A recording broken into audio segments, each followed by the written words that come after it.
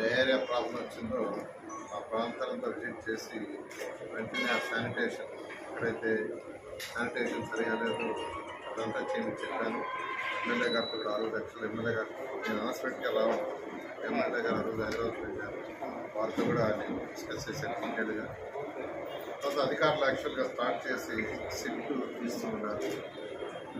దాన్ని కూడా ఇప్పుడు ఎమ్మెల్యే గారు కూడా ఏం చెప్పారంటే అది 10 రోజులు కాదు 2 రోజులు 3 రోజులు తీసేటట్టుగా ప్లాన్ చేయమని ఎస్సీ గారికి చెప్పాను. నేను ఎస్సీ గారు కూడా చెప్తున్నాను. అయితే ఇక్కడ మెయిన్ ఏంటంటే సమస్య జనరల్గా ఈ డయేరియా ఇట్లాంటి వచ్చేది రైనీ సీజన్లో వాటర్ పొల్యూషన్.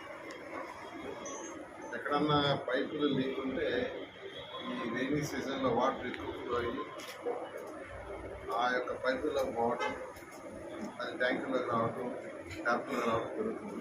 ఈ డయేరియా ప్రాబ్లం వచ్చిందో ఆ ప్రాంతాలంతా విజిట్ చేసి